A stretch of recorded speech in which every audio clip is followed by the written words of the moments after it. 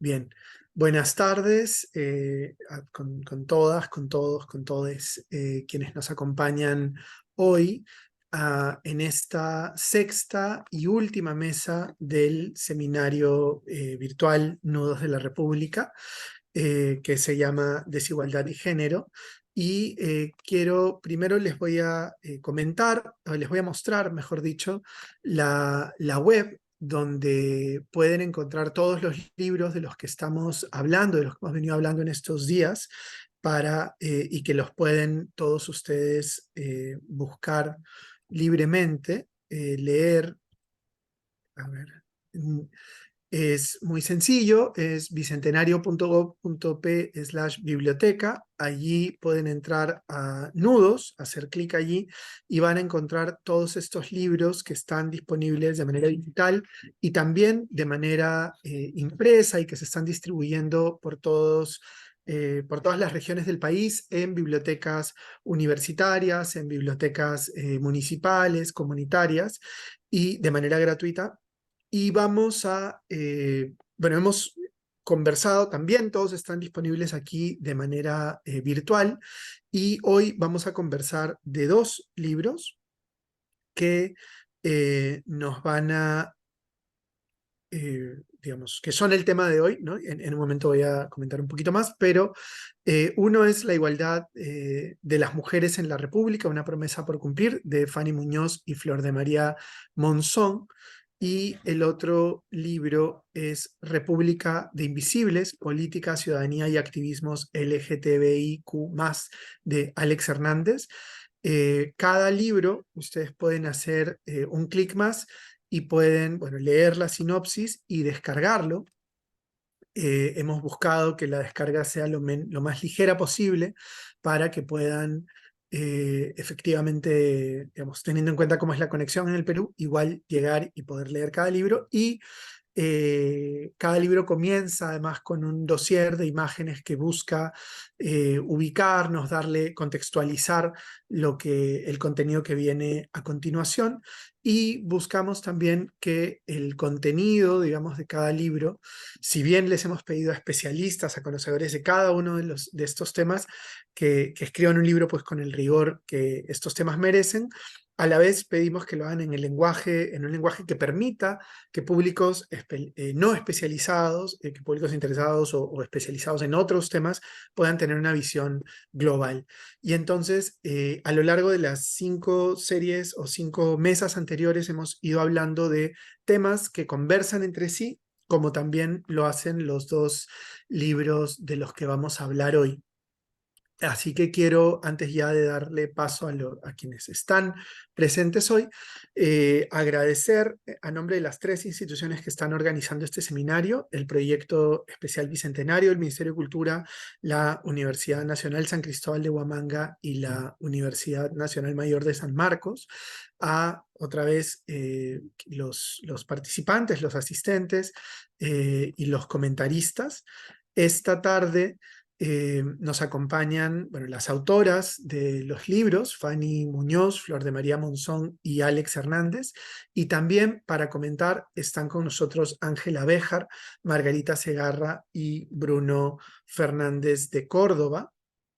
Así que, bueno, y antes de empezar la última mesa y ya darles el pase primero a los comentaristas que van a hablar del libro, eh, en primer lugar de la igualdad de las mujeres y después de República de Invisibles, para luego darle pase a las autoras, y ojalá tengamos el tiempo nos dé para una última ronda de comentarios. Las preguntas, invitamos a los participantes, las pueden escribir por el chat.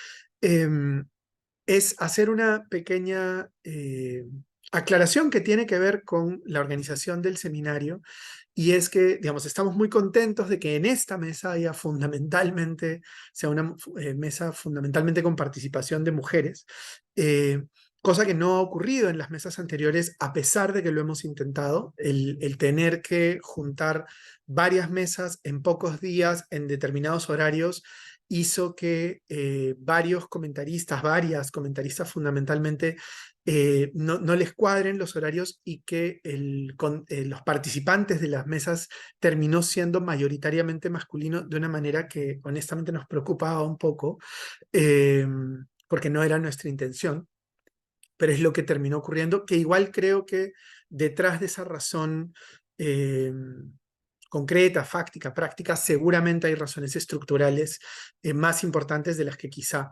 conversaremos en esta misma mesa. Así que para ya comenzar, voy a darle el paso primero a Margarita Segarra, quien es historiadora por la Pontificia Universidad Católica del Perú y magíster en historia por la Universidad Nacional Mayor de San Marcos. Ha sido directora del Centro de Documentación sobre la Mujer y docente de la Universidad San Ignacio de Loyola, y ha publicado artículos sobre la sociabilidad femenina y el modelo de feminidad ilustrada en la prensa peruana a fines del periodo cultural, entre otras cosas. Bienvenida, Margarita. Muchas gracias por la invitación, Jaime. Siendo 10 minutos, los pienso aprovechar de la mejor manera posible. En primer lugar, quiero decir que para mí ha sido una de las cosas más agradables que me ha pasado en el último tiempo, el pedido de Fanny Muñoz de comentar su libro, porque primero que es un libro de un tema potente, importante, y es muy bien trabajado, excelentemente bien trabajado. Realmente, a medida que avanzaba, cuando yo pensaba que había dejado la carnecita, encontraba mucha más. Y en segundo lugar, pues porque tengo una relación estrecha con ambas autoras, y Fanny ha sido mi asesora de tesis de maestría, ambas son de alto nivel, sociólogas especializadas en género. Entonces, atender a uno de los nudos, es como lo definen ustedes, uno de los problemas estructurales de la República, de los mayores desafíos, y que implica una síntesis de los estudios y aportes desde la academia y de la sociedad civil, pues sumamente importante para intentar construir, cito, una sociedad menos desigual y fortalecer el bien común, el espacio público y el pensamiento crítico. Y también, cito, pensar en libertad el país que queremos. Estos son, digamos, aspiraciones sumamente importantes, valiosas, que nos convocan y que nos hacen empezar esta tarea con muchísimo placer y compromiso. El grupo de fotos que inicia el libro, como ha señalado, que vienen con los distintos volúmenes, es muy interesante, puesto que allí se muestran mujeres de distinta índole, algunas de ellas indígenas, como las rabonas, que en una época sin ejército profesional acompañaban a sus hombres, a sus soldados, pero la mayor parte, bueno, vendrían del mundo de lo académico, del mundo de la lectoescritura, de la educación, ¿no? Está Clorinda Mato, Teresa González de Fanning, las feministas María Jesús Alvarado y Sola Aurora Cáceres, el primer colegio de mujeres, es decir, la primera secundaria femenina del año 1927 que tanto demandó María Jesús Alvarado. Y bueno, finalmente regresa un poco a un encuentro entre ambos, en estos dos sectores, si se quiere, en las fotos finales en que ya se ve a María Elena Moyano desde las organizaciones sociales de base, ¿no?, de alimentarias, Mama Angélica en la lucha por encontrar a los familiares desaparecidos durante el conflicto armado, y la auspiciosa marcha Ni Una Menos, en donde pues confluyen los distintos grupos que pueden conformar un movimiento que se planta frente a la violencia de género. Me gusta mucho del libro que se plantea una larga duración en la visión de un poco brodeliana para notar las grandes líneas de tendencia en la participación de las mujeres y dialogando siempre con su contexto histórico y su horizonte cultural, una participación por momentos individual, pero que en otros momentos se llega a ser colectiva, en donde vemos que estos colectivos, estos individuos cuestionan y luchan contra la desigualdad y la hegemonía patriarcal que, como citan a Rita Segato, las coloca persistentemente y a lo largo de toda la República en un lugar residual. Esto ha cambiado, pero sigue dándose, ¿verdad? Entonces, y hay elementos nuevos en esta desigualdad. Entonces, bueno, me quería comentar que me pareció especialmente valioso, tal vez porque conocía más de la primera parte, el capítulo 5. El capítulo 5 me ha parecido de una cantidad de componentes importantes sobre el acceso de las mujeres a la educación y la incorporación primero de la idea de equidad de género y luego de igualdad de género como un potente elemento, concepto para detectar y luchar contra las desigualdades de género. Se dice en la introducción que es un libro de género y mujeres y que se va a ir contra uno de los nudos que las mujeres han enfrentado a lo largo de la República, que es la desigualdad, un nudo que no ha logrado desatarse. Y además se advierte que las mujeres desde su temprana experiencia republicana entendieron la importancia de la educación como un elemento clave para lograr y su igualdad en la participación tanto política como en el espacio público. Esto tiene mucho que ver con la Ilustración, ¿verdad? Que les daba la posibilidad de educarse. Se fomentaba la educación de las mujeres como madres, pero se fomentaba finalmente, ¿no? Había que ver también matemáticas, etcétera, para navegar con las finanzas domésticas. Quería comentar que yo coincido en que la educación es una línea así maestra en el camino de las mujeres a la ciudadanía, habiendo habido otras, pero con menor nivel de éxito. Podemos pensar en organizaciones de mujeres no necesariamente escolarizadas, como quizá mujeres obreras de la lucha por las 8 horas, o mujeres, digamos, militantes de partidos políticos que no tuvieran un desarrollo académico muy alto, y sobre todo mujeres de organizaciones sociales de base, que fueron tan importantes en la década de los 80. El momento más alto de estas líderes con escuelas de liderazgo, en donde se justamente entraron en un diálogo bien activo con el movimiento feminista, fue la década de los 80. Bien, en esta pregunta a la que quieren responder las autoras acerca de los avances, las conquistas en la lucha contra la desigualdad, se ven varios momentos y también se pautan cómo estas mujeres en los distintos momentos se enfrentaron y develaron, cuestionaron la desigualdad y la violencia de género. En el fin del siglo XIX tenemos el momento de la aparición de la primera generación de ilustradas, estas primeras escritoras que, convocadas por Juana Manuela Gorriti, la escritora argentina, trastornan un poco el sentido del hogar doméstico para hacer las veladas literarias a las que acudían hombres, escritores, ¿no? Entonces es un no estar necesariamente aún en el espacio público, pero sí tener una voz que poco a poco se fue haciendo pública a través de los semanarios y de las transcripciones de las veladas.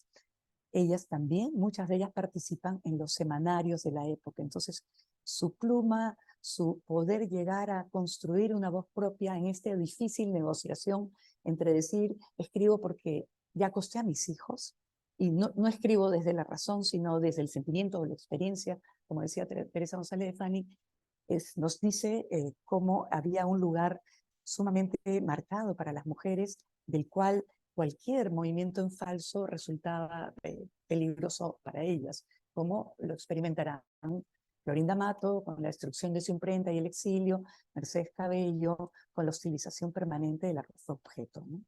Entonces tenemos, y lo señalan los autores, que estas mujeres que toman la palabra, inician una presencia pública y demandan al Estado de educación para que las mujeres puedan trabajar y no tengan que casarse en enlaces inmorales, dirá Teresa González de Fani, con viejos, y puedan trabajar y ser autónomas. Estas las convierten en sujetos políticos, dicen nuestras autoras. Más adelante tenemos muy poco, casi paralelo, tenemos la guerra del Pacífico posibilita o demanda a las mujeres que trabajen. Y dado que el Perú se está insertando nuevamente en el mercado mundial, pues tenemos a muchas mujeres sin mayor formación que con tercero de primaria se convierten en preceptoras y algunas abren sus propios colegios, ¿no? Hasta tercer grado. Entonces tenemos mujeres en escuelas privadas, algunas de las fundadoras como Elvira García García o Esther Festini, incluso acudirán a San Marcos para posibilitar tener una secundaria en sus colegios, hacer liceos. Pero también aparecen mujeres que entran cada vez más, dado que es una carrera de lo femenino, naturalizado como femenina, entran a ser, como dicen las autoras, la cara del Estado en la escuela. Mujeres que se vuelven maestras de escuelas, primero municipales, luego fiscales, y que están en los puntos más alejados de la República, en una posición difícil, delicada, pero que al mismo tiempo les permite un desarrollo, puesto que hay muy poco control. A veces son casi el único elemento estatal, ¿verdad? Y el ejército. Entonces, este tema de las maestras es un elemento muy valioso porque vemos que la educación es una carrera crecientemente femenina, aunque como bien dicen, las maestras en el presente se ubican más en, en la inicial o en la educación eh, primaria y más varones en la secundaria.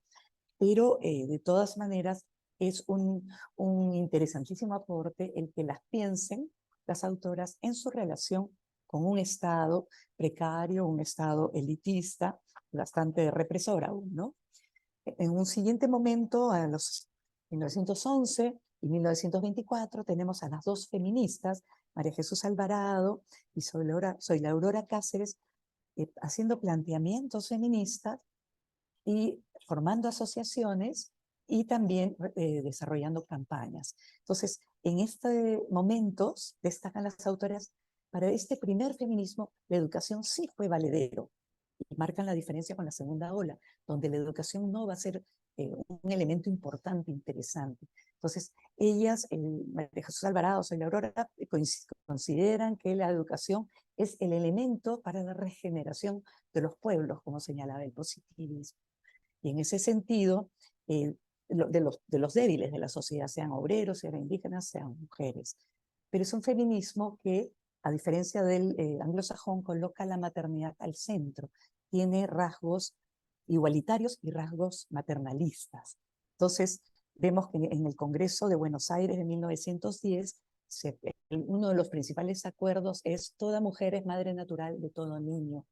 Y esto era muy importante, no necesariamente una maternidad biológica, podía ser bastante simbólico, filantrópica. María Jesús misma no, no tuvo hijos, y sin embargo ella participó en muchas luchas por las mujeres, por las loterías, hace una campaña de Salvemos a las Golfas, que dará luego lugar a la Escuela Moral y Trabajo con otra característica, o por su lucha contra el estigma de los hijos ilegítimos, que llevará incluso en el año 23 al Congreso. Bien, entonces este feminismo plantea pues,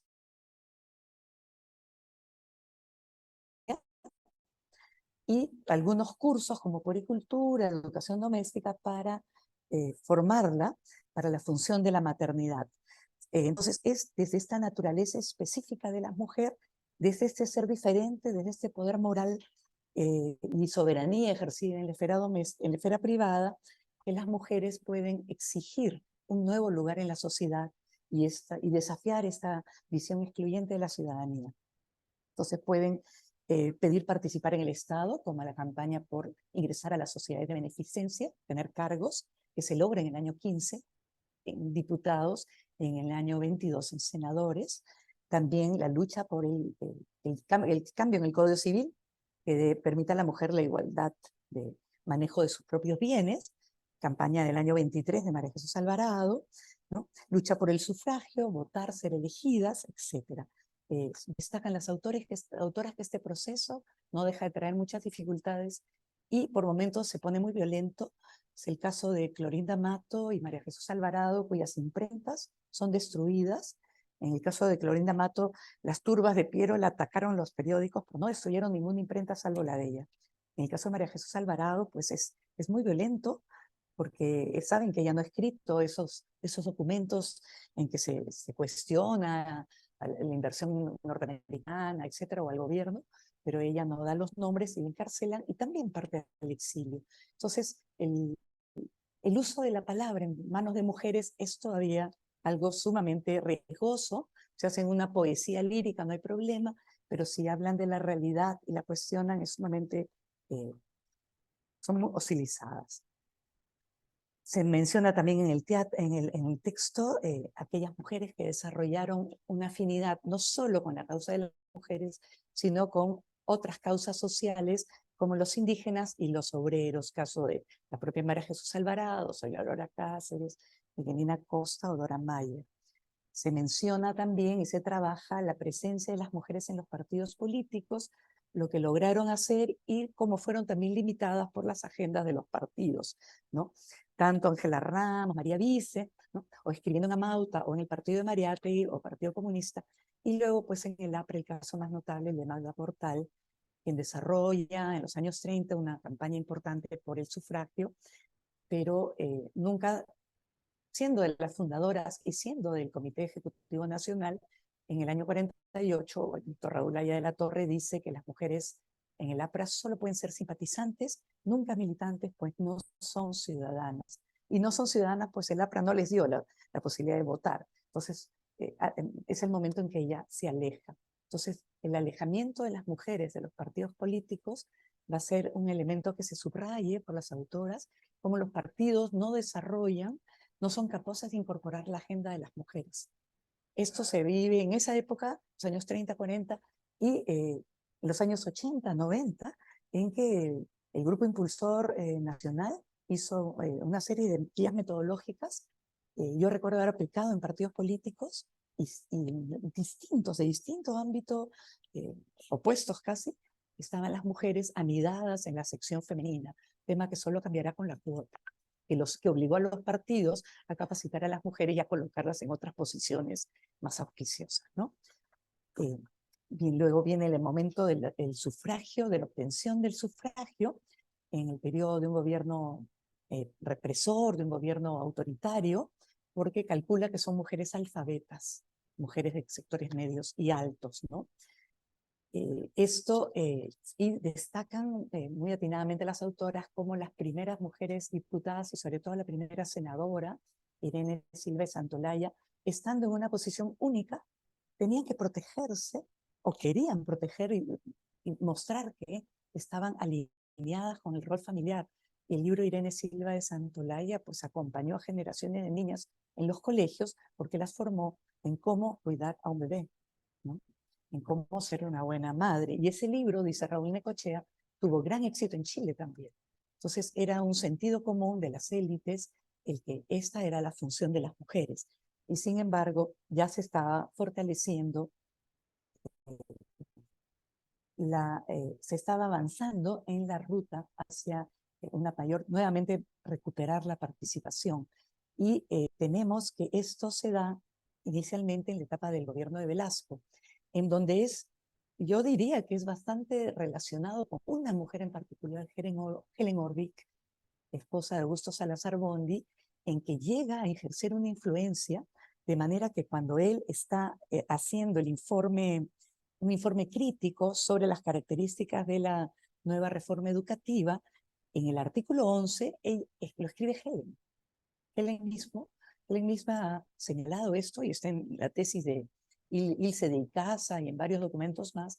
Ella escribe el artículo 11 de la reforma educativa en cuanto se señalaba que debía de ser integrada, se describía la situación de la mujer en el Perú y se proponía una estrategia para integrarla, entre ellas la formación del Comité Técnico de Revaloración de la Mujer, el COTREM. Entonces, esto se va a presentar al Ministerio de Educación con la esperanza de convertir este tema de la desigualdad pues, en una oportunidad. Helen además escribió en el Expreso de Malpica, una serie larga de artículos sobre la condición de la mujer, su subordinación, la prostitución, ser objeto sexual, etc. Entonces, ella sola tiene este papel, tiene esa agencia de lograr influir en este cambio que se dio con Velasco para la revalorización de la mujer, siendo que fue un gobierno sumamente patriarcal, ¿no? Retiraron los anticonceptivos, etcétera, que se estaban testeando, se estaban entregando en las llamadas barriadas. Señalan las autoras la importancia de las huelgas enormes del SUTEP de muchos días del año 1978 y 79, en que las mujeres, si bien tuvieron el rol tradicional de estar a cargo de ollas comunes, participaron en el frente y también sufrieron despidos y cárcel. Y sin embargo el SUTEP, con una mayoría femenina, siguió en manos dirigenciales masculinas hasta el año 92, en que se destaca la presencia de liderazgo femenino de Soledad Lozano. Para mí fue encantador conocer este dato. Presentan las autoras cómo en los años 80 están desarrollando, por la crisis económica mortal que hay después del enorme Estado que genera Velasco, ¿no?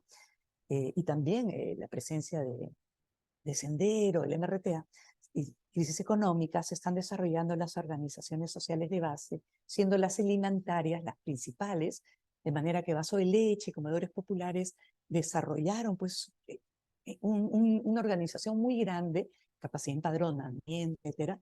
Y si bien era un tema meramente alimentario, uno diría un rol tradicional, pues los comedores populares al menos desarrollaron escuela de liderazgos y tuvieron un cuidado por preservar su memoria.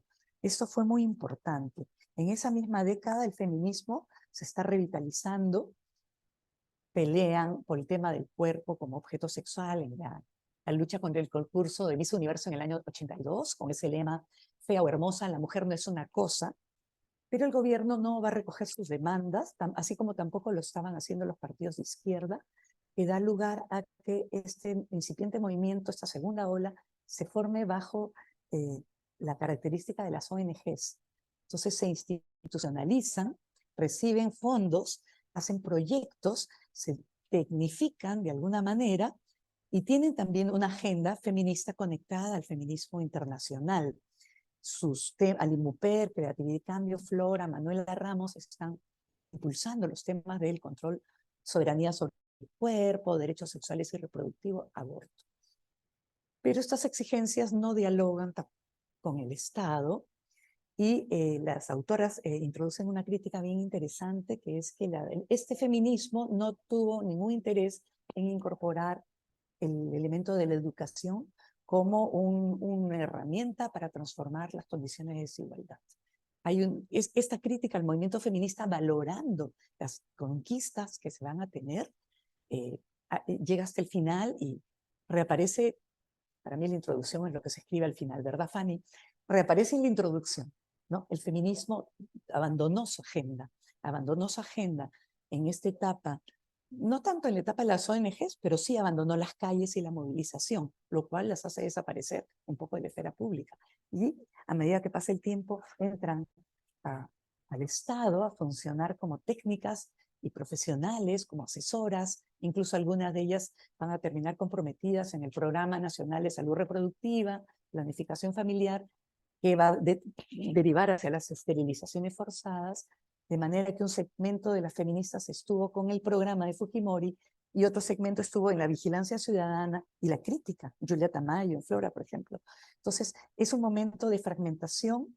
Sendero Luminoso, sus amenazas, asesinato de Marilena Moyano, de Pascuala Rosado, amenaza a Hilario de Comedores, amenaza a Cecilia Olea de Flora. Esto acelera la fragmentación, en el caso de las organizaciones sociales de base, propiamente la disolución, puesto que ellas al dar cara, plantarse contra los paros armados de Sendero, van a sufrir las represalias muy fuertemente, el asesinato de María Elena y de otras, como se dijo, y se hace imposible que se mantengan los vínculos que no eran tremendamente estrechos, pero sí existían entre las ONG feministas y las organizaciones sociales de base. Yo recuerdo haber conocido a María Elena Moyano en una reunión en el año 90 del movimiento feminista. Entonces, era un diálogo complicado, porque las feministas eran como teóricas, tenían agendas importantes, y las mujeres de organizaciones de base tenían su propia agenda y había diferencias sociales, ¿no? Sí, creo que terminé el tiempo, ¿verdad? Hay mucho por decir, pero lo voy a dejar allí. Listo, muchas gracias, Margarita. Efectivamente, ahí habría mucho que decir, pero se nos va el tiempo. Así que ahora le vamos a dar el pase para continuar conversando a la profesora Ángela Béjar, quien es licenciada en Antropología Social, maestra en Ciencias Sociales con mención en Antropología por la Universidad Nacional de San Cristóbal de Huamanga, donde efectivamente se desempeña como docente adscrita a la Facultad de Ciencias Sociales de esa universidad. Ángela, buenas tardes, bienvenida. Muy buenas tardes. En primer lugar, quiero expresar mis agradecimientos a la Comisión Bicentenario, en la persona sobre todo de mi colega Nelson Pereira, quien me convocó para comentar este interesante texto denominado La igualdad de las mujeres en la República, una promesa por cumplir, de Fanny Muñoz y Flor de María Monzón. Bueno, escuchando a Margarita, eh, creo que me queda quizás muy poco que decir, pero creo que hay aspectos también muy interesantes que me gustaría comentarlos acá. Em, el libro, en primer lugar, Nudos de la República, como se ha denominado esta colección, y que dentro de ello también asistimos al trabajo de Fanny y de Flor de María, en el sentido de que se trata de un nudo más de la República, y que es el tema de la desigualdad de las mujeres, ¿no? Que históricamente hemos tenido que enfrentar durante más de 200 años. Y bueno, como bien lo ha referido Margarita, este libro a lo largo de sus 5 capítulos nos brinda una información muy rica y muy detallada sobre la vida de las mujeres, y además esta búsqueda del reconocimiento como ciudadanas civiles y políticas, como bien dicen las autoras, en diferentes momentos y contextos de mayores cambios sociopolíticos, ¿no? Em, Estos nudos de la desigualdad que obedecen en realidad y que se enmarcan dentro de una estructura patriarcal, creo que es una de las cosas que se tiene que destacar, porque es algo que hasta la fecha vamos sufriendo, parte de esta estructura que no logramos cambiar, ¿no? Y que quizás es ahí donde está el nudo más grande de la desigualdad de las mujeres respecto de los hombres, ¿no? Y este sistema patriarcal es el que nos ha llevado, como bien lo dicen las autoras, a que las mujeres tengamos papeles secundarios y que ocupemos un lugar residual dentro de la estructura social en toda la etapa republicana. Aquí podemos encontrar muchos detalles de mujeres comprometidas con las luchas por la igualdad, cuyo legado nos permite hoy, ¿no? En un mundo como el que vivimos, tener quizás algo de democracia y un mayor reconocimiento, aunque no hayamos logrado todavía desatar este nudo. Ahora, por el otro lado, también hay que destacar que el eje central de este texto es el tema de la educación, ¿no? Que se aborda en los 5 capítulos. La educación como un factor, ¿no? En el que, como ellas destacan, coinciden tanto las élites como otros sectores sociales, y quizás ese es el elemento que unifica, por lo menos en un primer momento, a las mujeres para poner en escena y en el espacio público estas demandas de las mujeres por la igualdad. Entonces, la educación como motor de progreso, como el impulsor del cambio, el que permite construir ciudadanía y también, consecuentemente, desarrollar el país, ¿no? Entonces, la educación es un elemento fundamental sobre el cual gira toda la narrativa de este texto. Y otra cosa que destacan es el hecho de que, a pesar de haberse implementado diversos proyectos educativos, estos fueron proyectos homogenizantes que no contemplaron la diversidad cultural y la pluriculturalidad de nuestro país, ¿no? Pero para las mujeres, la educación ha constituido y sigue constituyendo en realidad el medio más importante para el logro de la igualdad.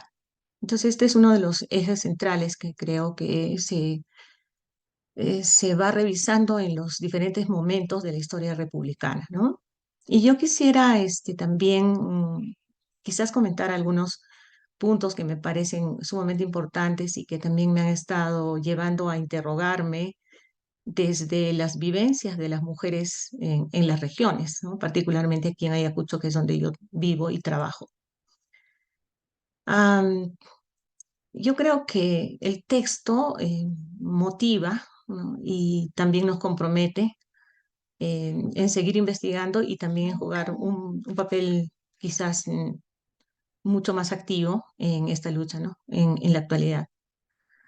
Entonces, creo que esta mirada que a mí me suscita, ¿no? Es un poco alejada del centralismo limeño. Así como dicen las autoras, pues no ha sido posible cubrir los espacios por estos espacios lejos de repente del centralismo limeño o donde se ha concentrado el estudio últimamente, o mejor dicho, en este estudio, eh, por el tema de que estábamos en una coyuntura difícil, el tema de la pandemia, pero creo que esta mirada y este texto también amerita y nos da nuevas vetas de investigación respecto a esta diversidad de mujeres en las regiones y el papel que han cumplido a lo largo de la historia, ¿no? Y que en la actualidad también cumplen un papel importante, ¿no? Desde estas perspectivas de lo étnico, desde la identidad campesina, desde las mujeres de clase media, los nuevos movimientos de mujeres feministas de estos últimos años, sobre todo.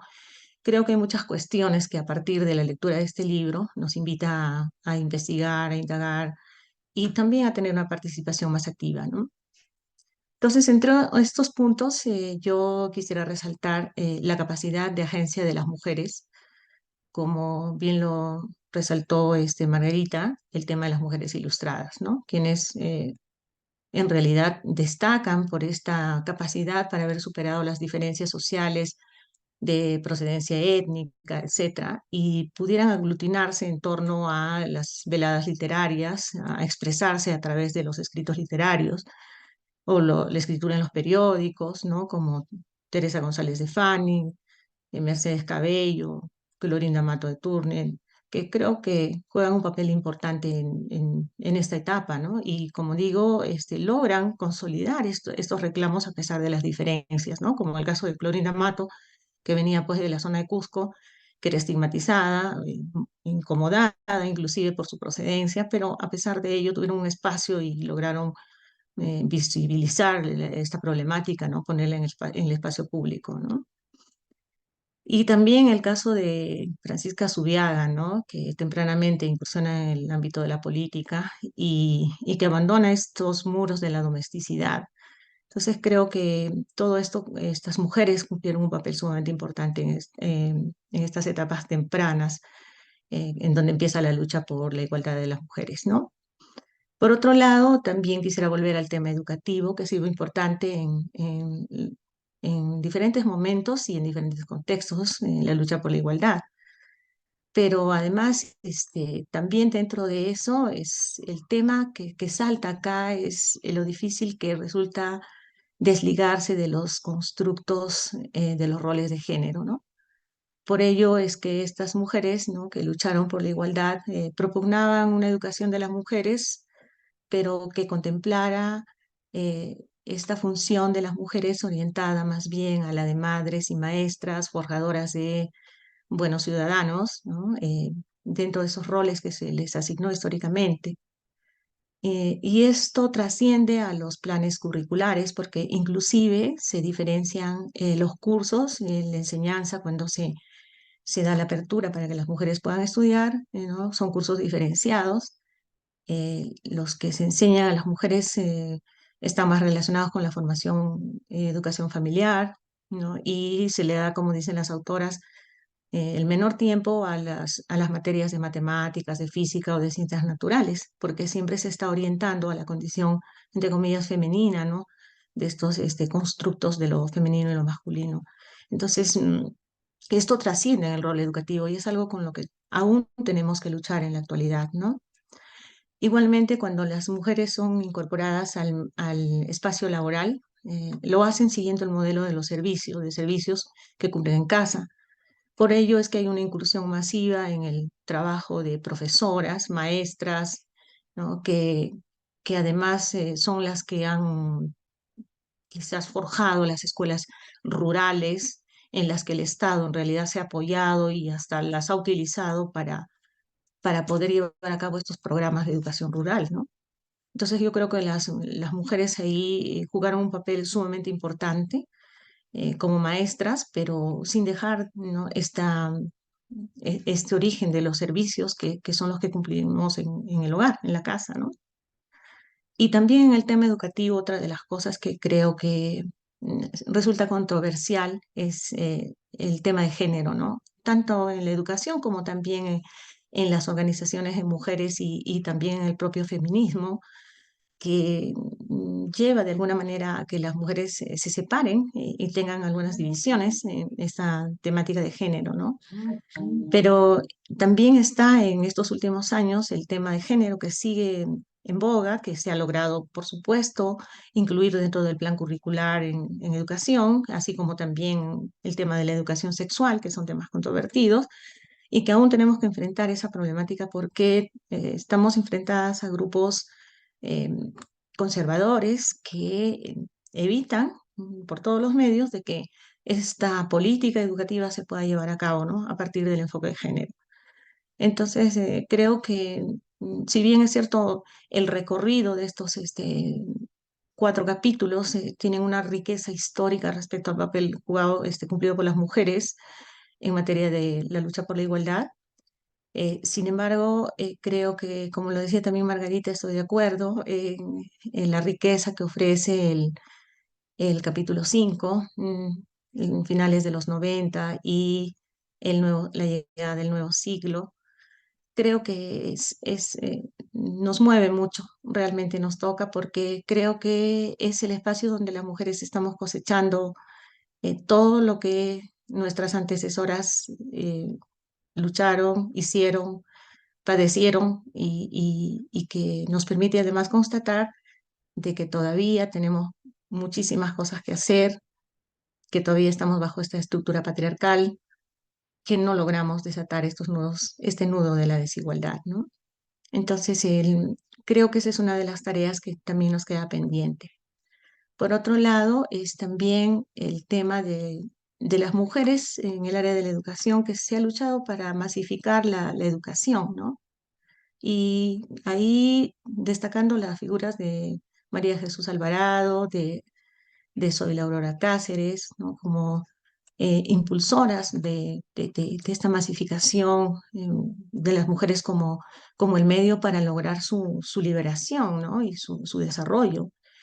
Y sobre todo Zoila Aurora Cáceres, ¿no? Que está directamente relacionada con el primer feminismo, ¿no? El surgimiento del feminismo en nuestro país, la lucha por la ciudadanía, los derechos políticos municipales y el hecho de querer que se cambie el Código Civil, ¿no? Que constreñía a las mujeres al espacio doméstico, pero sobre todo también la sujeción al marido, ¿no?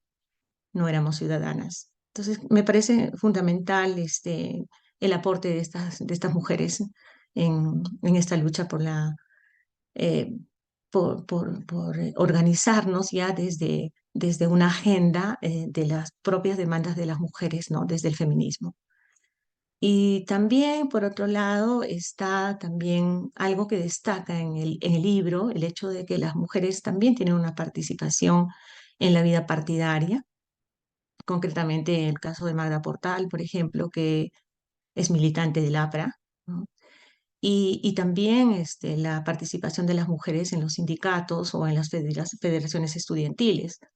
Y todo esto junto con nuestra etapa de la profesionalización universitaria de las mujeres, ¿no? En los años 1930 a 1968, que creo que es una etapa sumamente importante donde se logra que las mujeres puedan ser por primera vez una senadora o que puedan acceder a ser líderes en las federaciones universitarias. Por supuesto que todo esto no estaba exenta del, de la, ¿qué diríamos? De la estigmatización de las mujeres que se abrían al espacio público, ¿no? Por parte de los hombres, ¿no? Entonces, los logros alcanzados por las mujeres hasta finales del siglo XX, ¿no? En realidad, en el tema educativo, también el tema del sufragio universal, que lo logramos a mediados de los años 50 del siglo pasado. También la mayor participación de las mujeres en el espacio público, el acceso a cargos del Estado, ¿no? La lucha por la ley de cuotas, por ejemplo, para las elecciones, tanto generales como en las regionales. También el asistir al empoderamiento de las mujeres en los últimos tiempos, ¿no? El tema de considerar el tema de la indianidad, la diversidad de mujeres, ¿no? El tema de la raza, la clase, que también se adscribe al tema del feminismo, y también el crecimiento del movimiento feminista propiamente dicha, ¿no? Luego de la lucha de la segunda oleada de mujeres y ahora las nuevas generaciones de mujeres feministas también, ¿no? Entonces, creo que son aspectos sumamente importantes a los que asistimos el día de hoy, ¿no? Y también lo que creo es que estamos, como dije hace un momento, cosechando, recogiendo los logros y el esfuerzo, el trabajo de estas mujeres que nos antecedieron. En todos estos periodos, las mujeres fueron obviamente objeto de maltrato y utilización por parte de los gobiernos de turno, por ejemplo, en el caso de las maestras rurales, que son las pioneras en la instalación de escuelas rurales, obviamente, sufrieron también menosprecio por subvertir el orden patriarcal, ¿no? Cada vez que se posicionaban en diferentes espacios a los que los hombres en realidad estaban siempre adscritos, y las mujeres subvertían este orden ocupando cargos que ellos siempre habían ocupado y fueron etiquetadas de diversas formas, maltratadas, perseguidas, exiliadas, como bien lo detallan las autoras, ¿no? A lo largo de estas páginas, por atreverse a levantar la voz contra la desigualdad y la subalternidad a las que se someten las mujeres aún en la actualidad, ¿no? Y también, por otra parte, quizás expresar algunas preocupaciones que me parten a partir de que parten a raíz de la lectura de estas páginas, ¿no? Por ejemplo, me preocupan mucho los recodos, los avances, los retrocesos en la organización de las mujeres y las divisiones del feminismo en particular. Creo que no logramos articular una agenda común en la que nos pongamos de acuerdo y podamos integrarnos respetando las diversidades. Quizás ese es uno de los aspectos que me ha llamado mucho la atención, que me ha hecho reflexionar muchísimo y pensar en las maneras, en las formas, cómo podríamos articularnos mejor, siendo nuestro país un país muy diverso, ¿no? En cada región. Ayacucho es una región de la sierra, pero con mucha diversidad también. Y muchas de las cosas que leí en el libro las veo reflejadas aún en la actualidad. Y entre ellas, una de las cosas que particularmente a mí me preocupa es el peso de la tradición cultural patriarcal y machista que nos agobia, ¿no? Que moldea no solamente a los hombres y que hace que se perpetúen estas brechas de desigualdad, sino también en las propias mujeres. Y eso es quizás lo que más me mueve y me preocupa, ¿no? A partir de esa lectura. A muchas mujeres aquí en Huamanga les es todavía muy difícil librarse de los estereotipos de feminidad. Y quizás también el caso de mujeres que por sus niveles de capacitación, profesionalización, que han logrado acceder a buenos puestos de trabajo, a tener un mayor estatus dentro de la sociedad, pero sin embargo han olvidado los compromisos con las demandas actuales de las mujeres. Entonces, esa también es una agenda pendiente, me parece, ¿no? Porque en todo caso se le da mucha importancia a cuestión personal, a la cuestión particular, a los intereses particulares, y dejamos un poco de lado esta agenda de juntarnos y de alcanzar de repente o juntarnos a partir de algunas metas en común, de algunos puntos en común que pudieran juntarnos y seguir trabajando para desatar estos nudos de la desigualdad. Y bueno, yo finalmente quisiera felicitar a autoras por habernos alcanzado este trabajo tan bien logrado, un trabajo de larga duración, de larga data. Es una entrega muy importante, de lectura muy ágil, muy bien escrita y que está escrita además para una audiencia muy diversa, muy variada y que con facilidad les va a permitir a todas y todos conocer y reflexionar sobre esta agenda pendiente en el mundo de la desigualdad, que aún este nudo que aún no logramos desatar. Muchísimas gracias. Muchas gracias, Ángela. Eh, hemos avanzado un poco, hemos cortado un poco, hemos corrido un poco, así que no voy a hacer más preámbulos, sino que vamos a darle la palabra al comentarista, bueno, agradeciendo los comentarios anteriores que han sido extensos, pero creo que muy interesantes. Y está con nosotros también para hablar de República de Invisibles, Política, Ciudadanía y Activismo LGTBIQ+, Bruno Fernández de Córdoba, quien es abogado constitucionalista y director ejecutivo de Más Igualdad Perú desde 2021, así que sin más preámbulo, Bruno, te doy la bienvenida. Hola Jaime, ¿qué tal? Muchas gracias por la invitación, muchas gracias por generar estos espacios de conversación que me parecen sumamente positivos. Creo que la colección, en términos generales, abarcó varios temas y varios de los problemas que día a día sufren diversas personas en el Perú. eh, y siento que todavía es necesario conversar acerca de los distintos libros, los distintos hallazgos que se publicaron. En este libro, República de Invisibles, realizado por Alex Hernández, una gran amiga, compañera además de activismo, me parece sumamente valioso por distintos temas. Voy a empezar tal vez por lo más obvio, pero que muchas veces se olvida cuando hablamos de población LGTBIQ, que es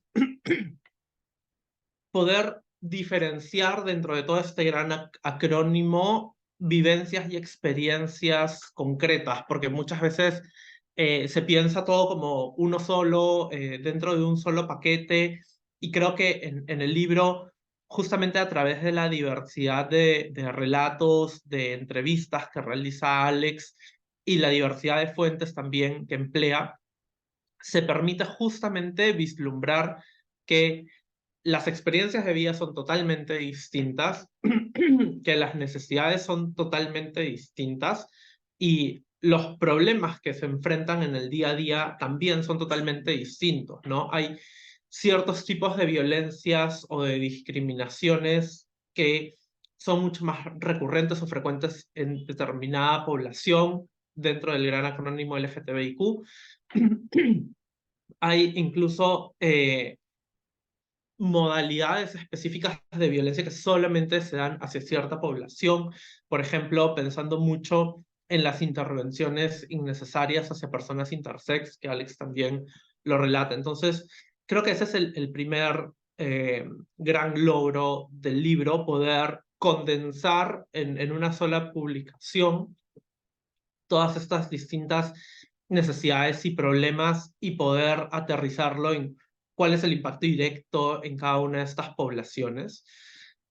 Por otro lado, otro de los importantes hallazgos o importantes logros, diría yo, del libro de Alex es poder demostrar, como ella bien dice, que no hemos estado, no se trata de una población que recién ahora está demandando por sus derechos, o que muchas veces, como pensamos en manifestaciones de personas LGTBIQ a lo largo de la historia, probablemente mucha gente piensa que la primera marcha del orgullo es lo más antiguo, o que la presencia de mujeres trans en la Asamblea Constituyente en el año 1978 es probablemente el antecedente más antiguo. Creo que el logro del libro de Alex es justamente demostrar, como ella dice, que hemos estado a lo largo de toda la República, incluso antes de que se fundara el Estado-Nación peruano.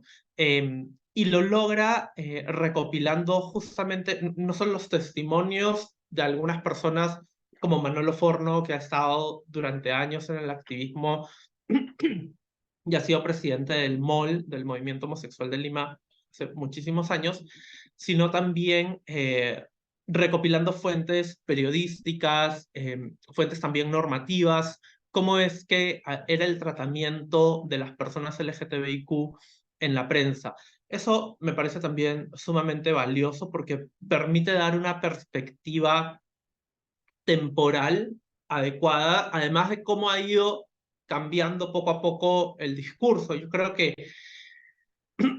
si bien hay muchísimo por hacer en materia de narrativas discriminatorias y políticas a favor de las personas LGTBIQ, hay también pequeños avances que justamente los podemos detectar solo cuando vemos el horizonte temporal a mediano o largo plazo, que es justamente lo que nos permite el libro de Alex. Entonces, creo que ese es también otro de los logros y que me parece sumamente importante destacar.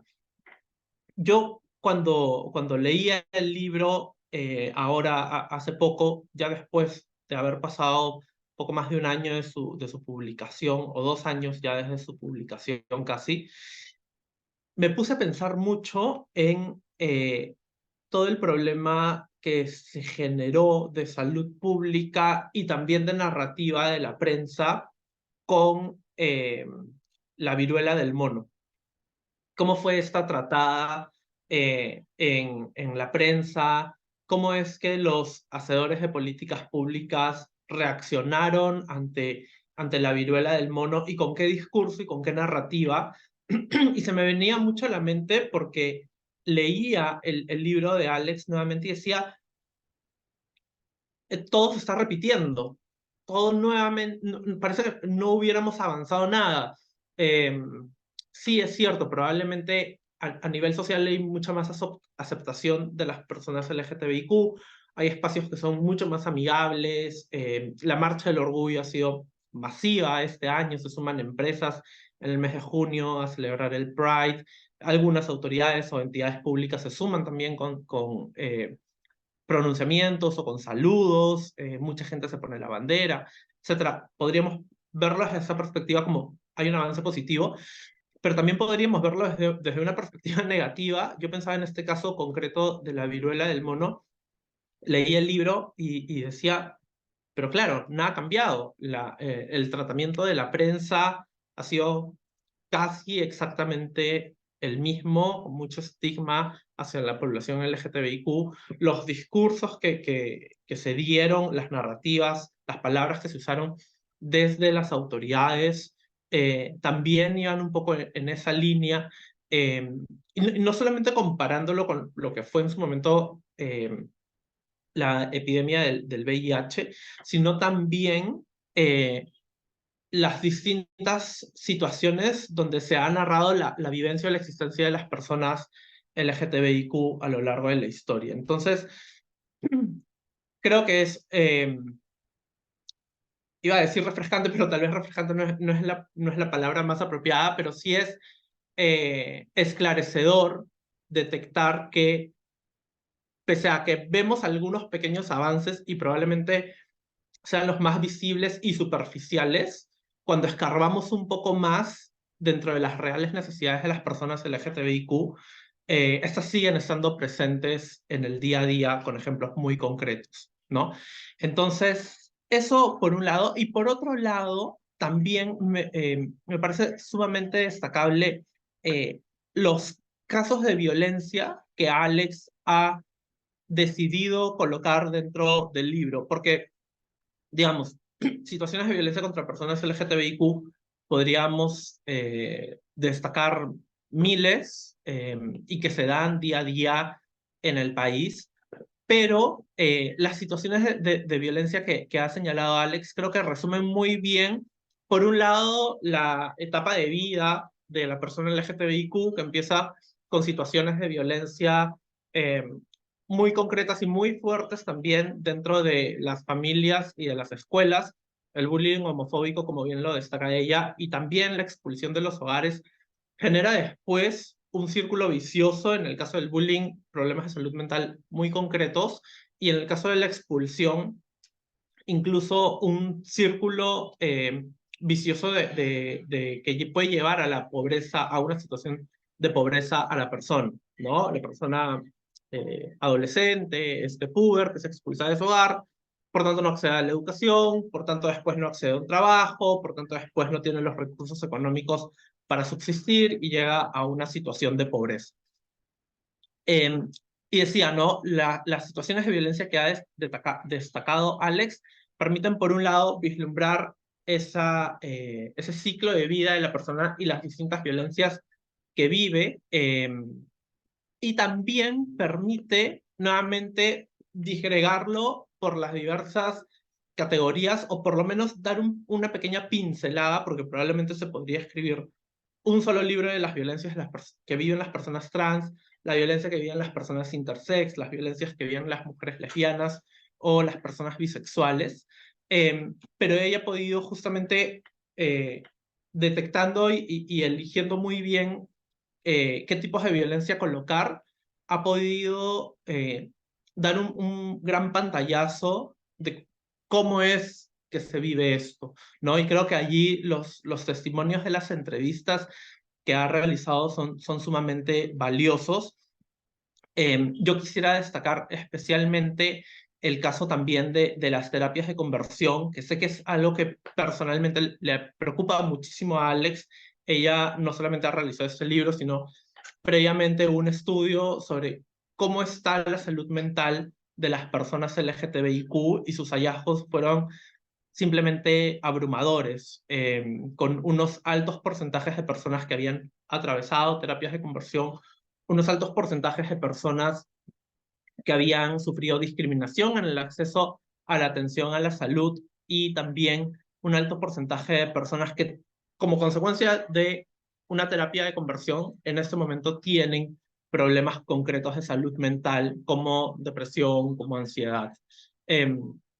Entonces, sé que las terapias de conversión son algo que preocupa muchísimo a Alex, y por lo cual ella está luchando, conjuntamente estamos luchando dentro de la organización en la que ambos somos partes, en Más Igualdad. Y creo que es importante también prestarle como lector, sobre todo como lector cisgénero heterosexual, ajeno al día a día de las personas LGTBIQ, prestarle mucha atención a este tipo de problemas que a veces lo pensamos como algo de película, algo como muy ajeno, muy lejano, que probablemente no sea en el país, pero hay distintos mecanismos de terapias de conversión que sabemos que se están dando en este momento en el país, y que, como decía, tienen un impacto muy concreto y muy duro en el día a día de diversas personas, y sobre todo, además, adolescentes o jóvenes adultos, adultas, que tienen una gran dependencia o que dependen en gran medida económicamente de sus padres, de sus progenitores, de sus tutores o cuidadores en general.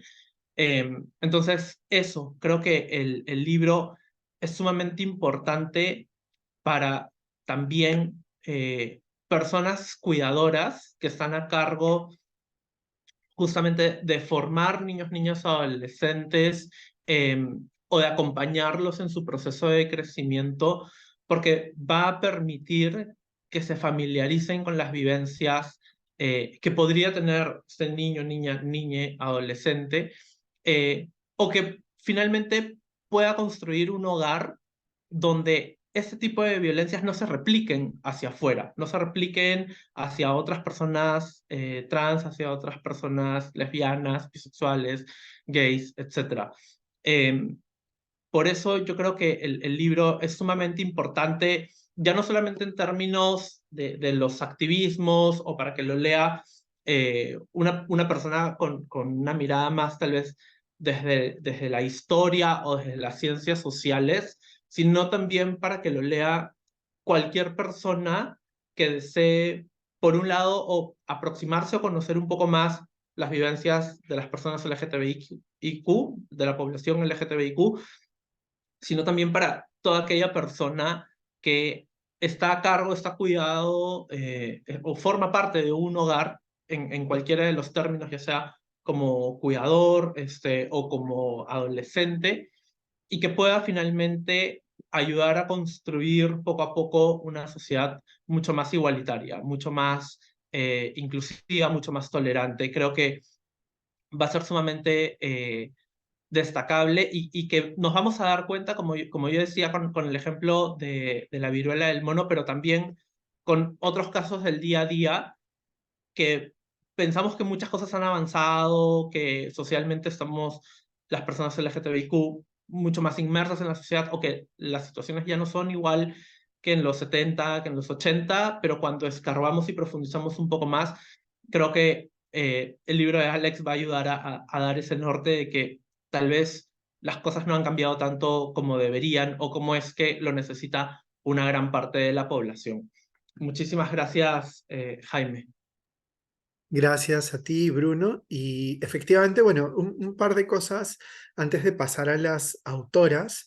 Eh, Quizás algo que hemos ido viendo en este seminario y en esta, publicando nuestros libros y poniéndolos en circulación, es que estos 200 años son también años de evidenciar distintos niveles de exclusión, ¿no? El pensar el bicentenario, recuerdo una de las primeras mesas que se hizo donde había digamos, tenía que ver con lo afroperuano y se decía, pues, el bicentenario de la independencia de los afroperuanos será el bicentenario de la abolición de la esclavitud. Luego están hitos como la incorporación, digamos, de las mujeres a una ciudadanía, por lo menos como desde el sufragio, desde las poblaciones LGTBI, etcétera. Uno va viendo como la expansión de esta idea que también se mencionó en algún momento en otro libro, que es la travesía democrática, de quién va incluyéndose en la ciudadanía, va abriendo un montón de otras preguntas, y estos dos libros se hicieron desde metodologías muy distintas, ¿no? Ya Bruno mencionaba un poco en el caso de Alex, y ya seguramente ya volverá hacia allá. eh, Ha tenido que construir un poco, que ir a un archivo oral, ¿no? Periodístico, etcétera, para plantear cosas que no estaban, que no hay un libro previo, digamos, que pueda plantearlas.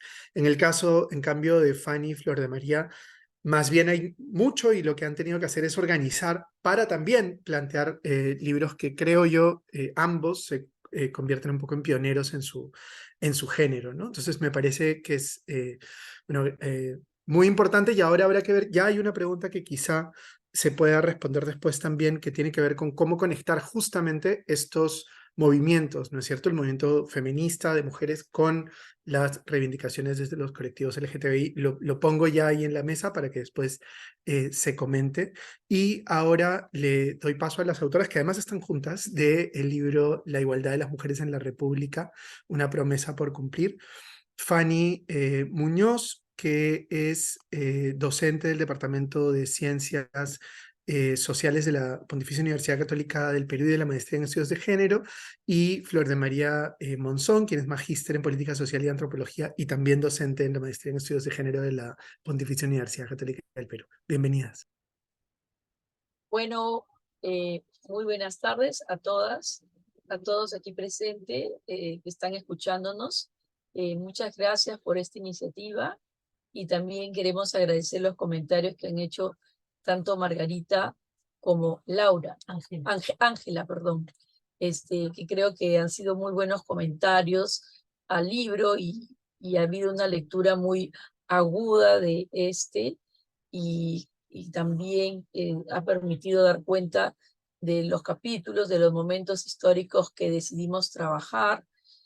Y yo quisiera solamente comenzar, en primer lugar, saludando especialmente a Ángela, porque se ha podido dar cuenta que nuestro libro, en este tiempo de crisis en que nos tocó hacerlo, de pandemia, y con los materiales con los que teníamos que contar, ¿no? Porque no se tenía fácil acceso a las bibliotecas, también en algunos momentos tuvimos que acudir a entrevistas, ¿no? Porque hay periodos en donde no se ha registrado. Por eso es que, aunque mencionamos que este libro da cuenta de las diversidades de mujeres, no da cuenta de las mujeres de todas las regiones. ¿Por qué?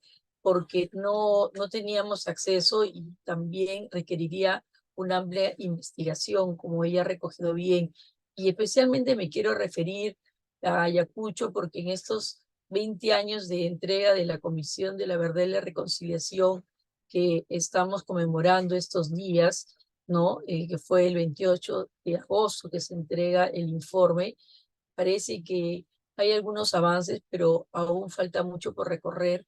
Y en este informe, que fue muy, llamémosle así, muy integral en estos nuevos tomos, un tomo que justamente se dedicó a ver qué había pasado con las mujeres.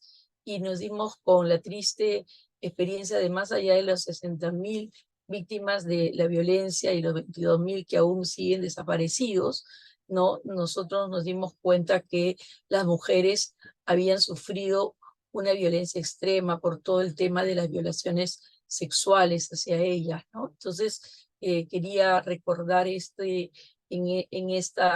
este encuentro, este tema, porque a veces se escuchan comentarios un poco que se satiriza el informe y se le pone distintas adjetivaciones, pero yo creo que es momento de recuperar la memoria, revisar los documentos, porque hay 9 tomos, hay un informe final de recomendaciones, y también lo que quiero es que invocar, ¿no? a las personas que pueden leer el informe final de recomendaciones y comparar, porque la Defensoría del Pueblo justo ha hecho un informe de balance, ¿no? O sea, y esto tiene que ver con las mujeres. O sea, a lo largo de estos 200 años, no podemos decir que estemos en cero, como bien han señalado Ángela y Margarita al recorrer estos 5 momentos que decidimos trabajar con Flor de María, sino también dar cuenta de que hay avances, pero ustedes bien han señalado, son 4 puntos, ¿no? 1 tiene que ver con la desigualdad persistente, ¿no? 2, cómo las mujeres al inicio participan, ¿no? Ingresan de la esfera pública, la resignifican esta esfera de la casa y participan creando sus propios periódicos, como son estas mujeres ilustradas, por no hablar de la Mariscala, que ha sido siempre vista como una imagen de una mujer ahombrada que se salió de su rol, y cuando las nuevas investigaciones señalan que no, que son mujeres que asumen también una posición de sujeto que quiere trabajar por el país, está interesada en la política, y es otra mirada, ¿no? Igual que las Rabonas. Entonces quiero señalar que las mujeres siempre, en todos los periodos de esta larga historia que hacemos de 200 años, sí han tenido esa capacidad de agencia, pero justamente en momentos de mayor agencia han tenido, y lo han señalado las dos, han caído justamente en esta violencia psicológica y en algunos casos hasta violencia física, y como el caso podríamos decir de comenzar desde el presente, ¿no? María Elena Moyano, ¿no? Que le destripan su cuerpo, y vamos atrás a los casos de la propia Mariscala, ¿no? Y recorremos Florinda Mato y María Jesús Alvarado, ¿no? Que tienen que salir del país, e incluso la propia Florinda Mato muere en Argentina. Entonces, ese es un elemento muy importante. Y el segundo, también señalar que las mujeres han estado en esta relación de un Estado que tiende hacia la homogeneización, tiende hacia la estandarización, y mujeres que pueden dar cuenta de estas diversidades. Pero ¿qué pasa? Que en este marco, las mujeres, siguiendo la tesis de Rita Segato, nos damos cuenta que en algunos momentos entran al Estado y son, llamémosle así, el Estado o sea, el Estado las pone a funcionar como dentro de este aparato, y pierden su propia agenda. Y por eso es que esta agencia transformadora, esta agencia igualitaria, no se lleva a cabo. O sea, es una agencia en donde a veces a las mujeres, ellas mismas se ubican en un papel residual, porque si vemos a lo largo de la historia, los mayores momentos que las mujeres han tenido acceso al poder han sido por parte de estructuras de gobiernos militares, ¿no? E incluso el último momento fue el momento autoritario de Fujimori, en donde son convocadas al Estado, y ahí se pierde mucho de esta agenda propia. Y eso es lo que pasa también con el movimiento feminista. El movimiento feminista entra, y siempre también queremos señalar que el movimiento feminista, algo que nos llama la atención, tercera idea, es que a lo largo de nuestra historia vamos viendo que no es un movimiento unificado, ni tendría por qué serlo, pero sí es un movimiento que está escindido por cuestiones también de raza y de clase. Y ese es el caso, no sé, Maggi, y también le pregunto a Ángela, de lo que encontramos entre la experiencia de Soy la Aurora Cáceres y María Jesús Alvarado.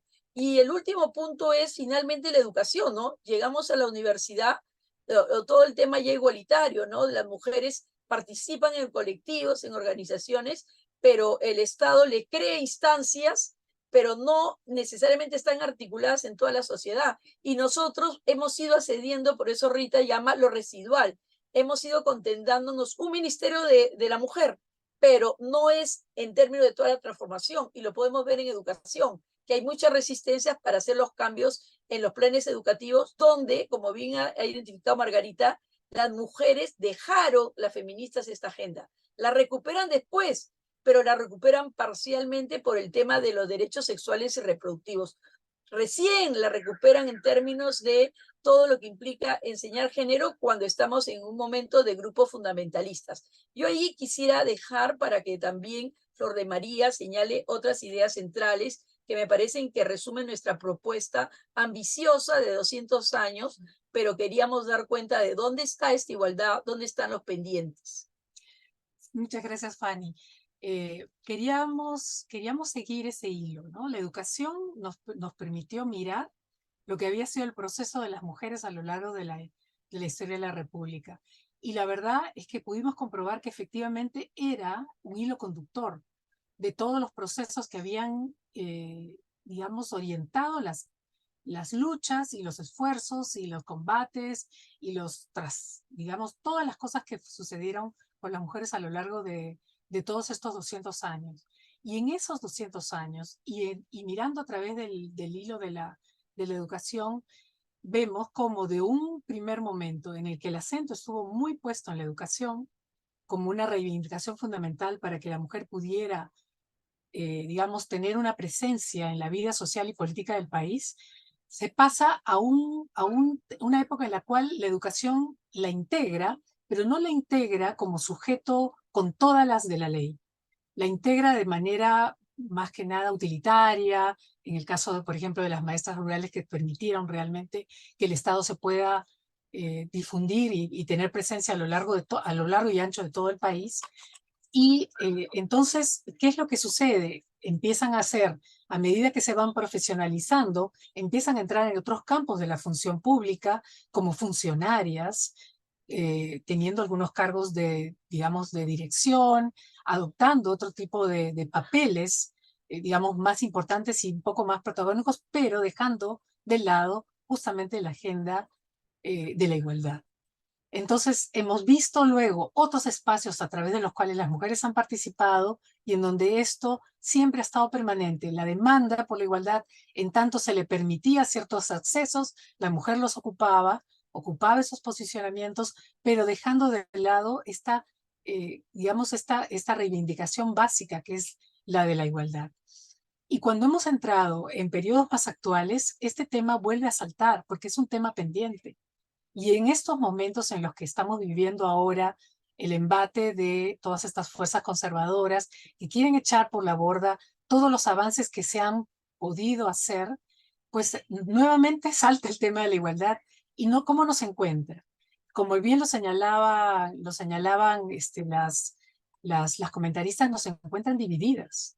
Nos encuentran divididas por muchas cosas históricas y por muchas cosas que tienen que ver con aspectos de clase, aspectos étnicos, aspectos, bueno, que tienen que ver un poco con cómo es que hemos ido creciendo a lo largo de estos 200 años. Entonces, fundamentalmente ahora de lo que se trata es de tejer puentes, de establecer estos puntos de encuentro, de buscar cómo hacemos para que esta reivindicación de la igualdad pueda darse de manera mucho más concreta y mucho más fluida. Y que podamos tener frente al Estado no un papel subalterno o digamos, de meros instrumentos utilitarios, sino que podamos plantarnos como un sujeto con agenda propia y podamos plantear aquello que falta hacer, que es mucho.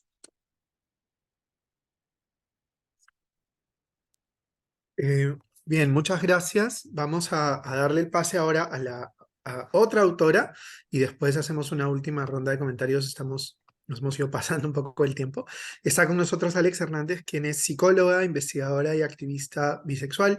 Ha sido presidenta de Más Igualdad y activista de Orgullo Bi. Y bueno, ha desarrollado distintos proyectos de intervención en violencia basada en género y salud mental. Bienvenida, Alex. Gracias, Jaime. Sí, no se preocupen, voy a ser bastante breve. Creo que Bruno hizo los comentarios necesarios alrededor del libro. El libro intenta intenta hacer lo que no encontré cuando hacía el libro, ¿no? Intenta hacer, creo que, una forma en la cual podemos encontrar información Respuesta no es sobre... una respuesta. Sí, escúchame. Ya, perdón. Justamente porque no existe mucha información, como dijo Jaime, respecto de la temática LGBT, mucho menos sobre dónde nos ubicamos en la historia, ¿no? Existe información y yo creo que a veces nos falta ponernos los lentes para encontrar en esa información y en esa historia a las personas LGBT. De hecho, esa es una de las cosas que más sucede, ¿no? Y al ponernos los lentes y por eso es que fue tan necesario conversar con compañeros Perdón, activistas. disculpe. En el libro pude entrevistar a 15 activistas, 15 compañeros, compañeras. Me permitió justamente ponerme los lentes, ¿no? Desde diferentes perspectivas, desde diferentes experiencias, para poder voltear y ver la historia y reconocernos en esa historia, ¿no? Muchas veces, y de hecho es una dificultad cuando volteamos a ver referentes LGTB, casi siempre estos son hombres homosexuales, ¿no? Y eso nos va a pasar cuando nos Los pongamos a decanos, por ejemplo, pensar, mira, no sé, hay una persona que está desmuteándose constantemente, me distrae, perdón, sí. Perdón, tengo TDAH y me distraigo con mucha facilidad. Bueno, siempre nada más porque estaba, no tiene ese grado. no sé si No es me pueden ayudar con, Y disculpa, estamos apagando el micrófono cada vez que se sí, prende, pero pedimos por favor que mantengan sus micrófonos apagados. Gracias. gracias. Em, bueno, las referentes que existen casi siempre, si nos ponemos a pensar y si nos ponemos a recordar, son hombres homosexuales, ¿no? Entonces, para mí, poder hacer el libro, yo quería hacerle justicia a nuestra historia, recuperando también referencias de otras identidades, de las identidades femeninas, de identidades trans también, en la experiencia trans que es tan diversa, ascendieron ¿no? a principales y asociados sin grado. Podría pedirle si pueden expulsar a esta persona en todo caso, porque me parece que no está escuchando, entonces. Sí, estamos tratando. Sí, ahora sí. Gracias. Am, entonces, un poco que que el reto fue ese, ¿no? Hacer un libro que hable sobre la temática LGTB en un punto tan crucial como el Bicentenario, para mí era la oportunidad de hacernos visibles y por eso el libro se llama República de Invisibles, porque para mí era hacer notar un problema de nuestra existencia a lo largo de los años, no solamente republicanos, sino hay un breve repaso histórico también de cómo existían estas disidencias, cómo existíamos como disidencias en un espacio también precolonial, ¿no? Y cómo es que hay un momento en que se interrumpe esa existencia a través de los procesos coloniales que conocemos, ¿no? Y de la propia construcción de una identidad peruana, una identidad republicana, que parte de la construcción de esa identidad incorporaba procesos que tenían que ver con desaparecer estas disidencias, ¿no? Y que tenemos que reconocer, y así como en el reconocimiento en la temática de género, de cómo se va construyendo, incorporando como identidad también peruana, ¿no?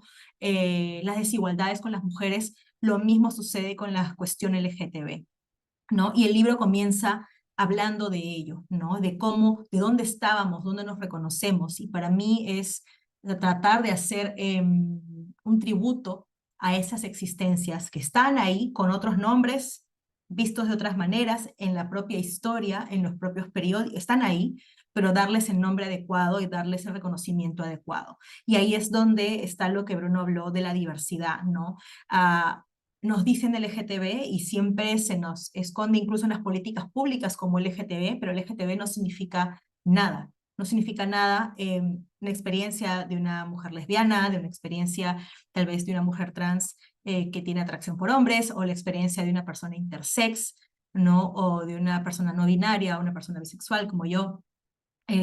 Pueden no parecerse en nada o pueden parecerse mucho, y esto depende también de otras cuestiones de identidad que nos intersectan, ¿no? Y que el propio feminismo y el movimiento antirracista han sabido identificar y han sabido trabajar.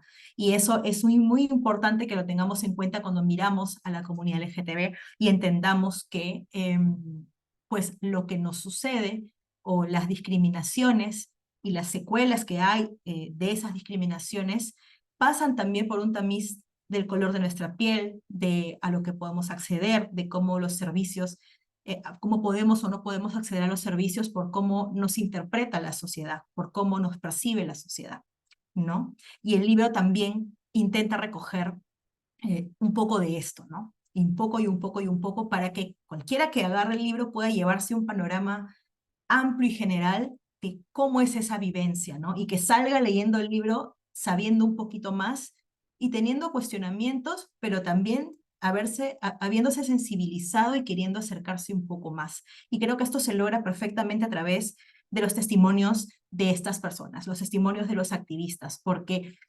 yo puedo poner muchas estadísticas y he encontrado estadísticas y yo como investigadora me encanta la data, las estadísticas, pero nada como ponerle un nombre a eso, nada como ponerle humanidad a lo que hemos encontrado. Y es a través de las experiencias de estas 15 personas, de diferentes edades, de diferentes identidades, de diferentes experiencias, es que podemos darnos una idea de lo que es la existencia LGTB, ¿no?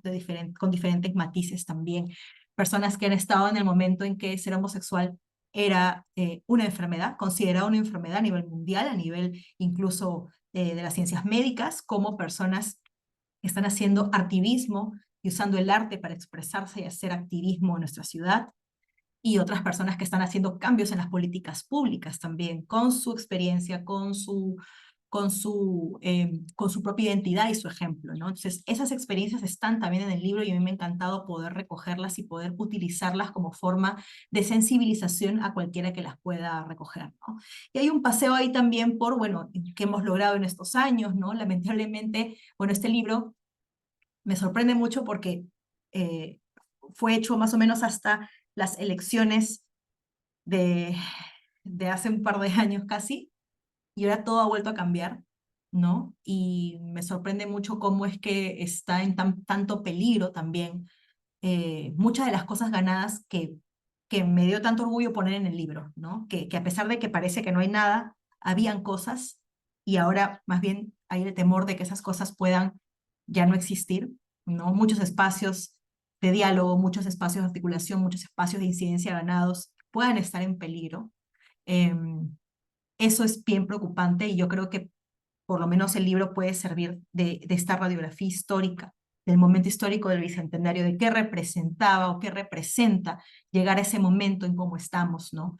Pero definitivamente, también el libro siento que cuenta una historia de, como dijo Bruno, de repetir lo mismo, de repetir lo mismo y de estar en lo mismo y de no poder salir de ciertos espacios, ¿no? De que no podemos crecer y de que necesitamos remover los cimientos de esta sociedad patriarcal en la que vivimos, justamente porque es ahí, en la cuestión mujer y la cuestión LGTB, donde está la problemática para resolver ese problema de la desigualdad de género que ataca tanto a mujeres como a personas LGTB, ¿no? Y es que se nos sigue poniendo, se nos sigue ubicando en este espacio de opresión donde no podemos acceder a servicios, no podemos acceder a derechos, no se reconocen nuestras familias, nuestras identidades, y estamos bajo constante peligro de sufrir violencia, y la violencia tiene secuelas importantes, sí, en nuestra salud mental, pero también en nuestros proyectos de vida, ¿no?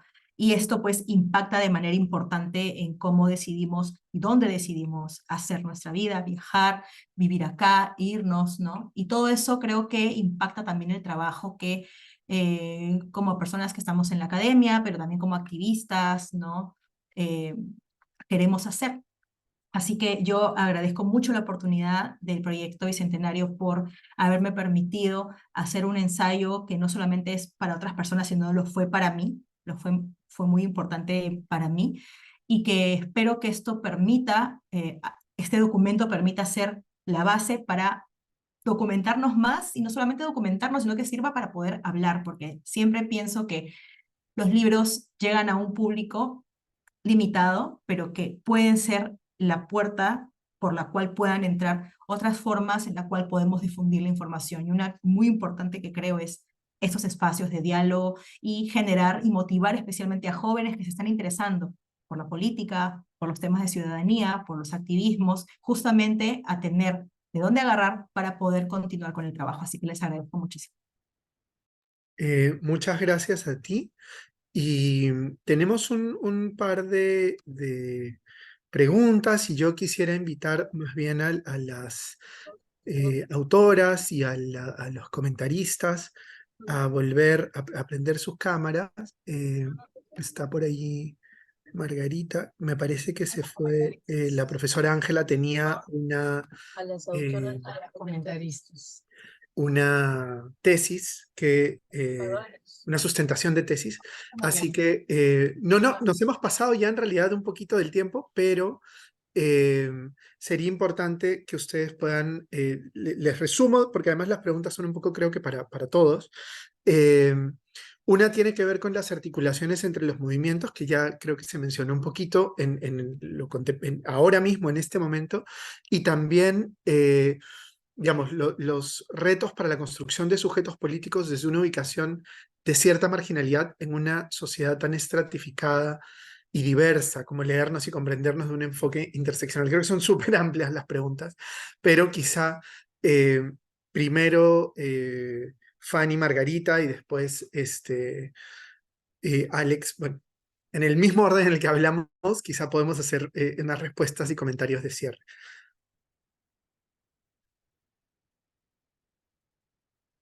Perdona, ¿comienza Margarita? Quizá mejor, quizá, exacto. Ya. Bueno, yo quiero contestar la primera pregunta, ¿no? Esta de la articulación, que me pareció muy interesante. Había una pregunta en donde decía, espérense, creo que ya se borró. ¿Cuáles podrían ser los retos? No, había una de la articulación entre el movimiento de mujeres y feministas, ¿no? Entonces, y el movimiento LGBTIQ. Yo creo que si bien hay toda una disputa y un debate en los feminismos a nivel internacional sobre algunos feminismos muy resistentes a que se articulen y están juntos en una agenda, en una misma plataforma, creo que en el Perú, primero que el debate no se ha dado de manera, llamémosle así, sistemática. Sin embargo, yo diría que se está optando más por la articulación. Y esto tiene que ver con algo que a veces no se conoce. En la agenda de género, en la agenda de todo lo que se tiene que trabajar en la CEDAW, ahora la CEDAW señala que género no solamente tiene que incorporar las diferencias entre lo que significa las desigualdades de hombres y mujeres, sino también corresponde a todo lo que es la población LGBTIQ. Entonces, género no puede quedarse solo en un enfoque asumido dentro de la binariedad, sino dentro de todo lo que significa las diversidades. Entonces, en esa medida yo creo que la articulación sí se da, pero lo que se tiene que, para mí, un momento muy importante tiene que ser la capacidad de diálogo y de tolerancia que hemos perdido, ¿no? O sea, creo que Perú no es una sociedad prácticamente que se escucha y que dialogue, sino que, y en este momento, en esta precisa, llamémosle momento político, coyuntura, es un momento de mucha confrontación, de mucha intolerancia. Entonces, a veces, como que en los puntos podría darse que la agenda de la diversidad, como tiene muchas más, llamémosle así, recién hay un censo, recién se está reconociendo que lo trans no es una enfermedad, así como fue, como bien ha señalado Alex, en un momento se consideraba que la homosexualidad era una enfermedad, etcétera, y todavía vemos que se dan estos procesos de, primero, ándate de conversión. Lo que me parece importante es que se reconozca que la agenda de mujeres no se ha completado. O sea, me dan cuenta. ¿Por qué? Porque a veces como hay más vulnerabilidad de derechos en la agenda de la población LGBTIQ, podría primar cuando nuestra agenda en términos de violencia hacia la mujer, de feminicidios, a nivel de Latinoamérica y Perú, los feminicidios ahorita están ya más de 100, entonces es alta, se dan cuenta. Entonces yo creo que ahí esto tiene que darse consensos y negociaciones. Y dos, y con eso cierro para darle a Pochi para la segunda pregunta, ¿no?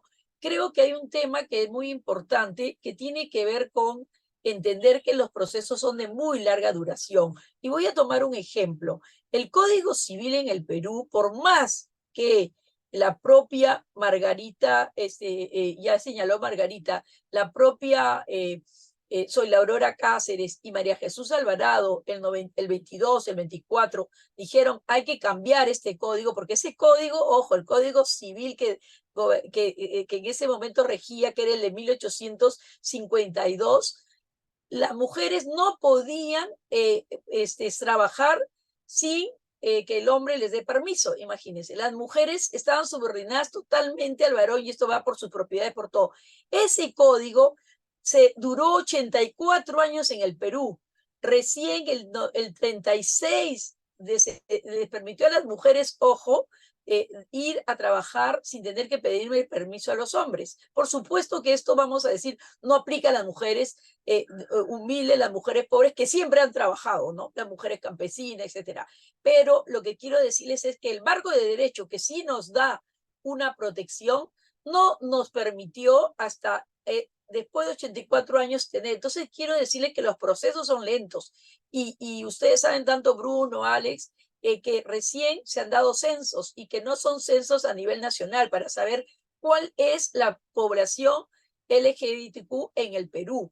Hay censos que han tomado apoyo, etcétera, pero ya es un paso reconocer, y en los colegios es toda una lucha, porque con todos estos movimientos fundamentalistas, una de las primeras cosas que no quieren género es porque dicen que género es homosexualizar. Entonces yo creo que la gente está pendiente de muchas cosas por hacer, de cómo trabajar, pero yo creo que hay que trabajar no con un contraataque contestatario, no ideológico, sino más bien con evidencias. ¿Cuántos niños bullying por sus diferencias sexuales están siendo atacados? ¿Cuál es la población más vulnerable, que es la población trans, etcétera, ¿no? Entonces, me parece que tiene que ser otro nuestro lenguaje de la comunicación, del diálogo, porque de lo contrario, creo que no podemos llegar a consensos. Y con eso me despido, deseándole al público que lea los libros, no solo nuestros libros, sino una colección que, como bien ha dicho Jaime, ha hecho un esfuerzo que nos pedían a nosotros los autores, las autoras, que tratemos de tener un lenguaje sencillo, que no siempre es fácil para la academia, ¿no? Y lo sabemos todos los que estamos aquí. Le dejo a Pochi para que también se despida, y gracias a Maggie, y me parece que triste que no esté la profesora Ángela, que también han hecho todo su esfuerzo de leer los textos, y Alex, quisiera leer tu texto, no, lo voy a bajar online, pero ya hice mi pedido para difundirlo en la Católica en un evento de la MEJ. Gracias. Bien, solamente una cosa muy corta. Hay una pregunta en la que habla de los retos para la construcción de sujetos políticos justamente desde estar en el margen cuando estamos hablando de un país tan diverso. Bueno, creo que por supuesto que eso requiere trabajarse, pero hay una cuestión fundamental ahí que es la del reconocimiento. O sea, sin reconocimiento de estas diferencias, pero un reconocimiento que no solamente sea, digamos, planteado en términos argumentativos, sino más bien un reconocimiento más de conciencia, ¿no? De las diferencias. Yo creo que a partir de ese reconocimiento y de lo que hace falta trabajar en función de las demandas y de las necesidades de cada uno de estos sectores, y desde lo que ha sido su historia de construcción como sujetos sociales y como sujetos políticos, es desde allí que vamos a poder realmente encontrar la forma de construir agendas que realmente nos ayuden a entrar a salir de la invisibilización, a salir de la discriminación y la segregación y a salir también de la desigualdad. Este es uno de los países, lo comentábamos con Fanny justo antes de la presentación, este es uno de los países más desiguales que hay, no solamente en nuestra región, sino en el mundo. Y necesitamos ya salir de ese cascarón que no permite que podamos crecer, que no permite que podamos construirnos como nación. Eso todavía es una tarea pendiente, ¿no? Entonces, ahí está el meollo del asunto, ¿no? El reconocimiento, un reconocimiento que dará paso a un verdadero diálogo intercultural, a un verdadero diálogo en el que nos escuchemos y nos podamos comprender. Pero todavía hay que construir esas bases para que pueda ser posible. Gracias, Margarita.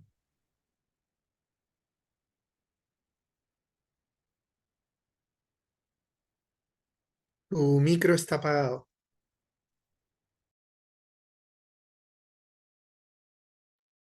Perdón, estaba pensando en la marcha Ni Una Menos, que para muchos es un elemento y de mucha esperanza, porque se reaparece un movimiento de mujeres importante y grande en las calles con nuevas generaciones de jóvenes, feministas de distintas vertientes interseccionales, etcétera, y que no es apropiado.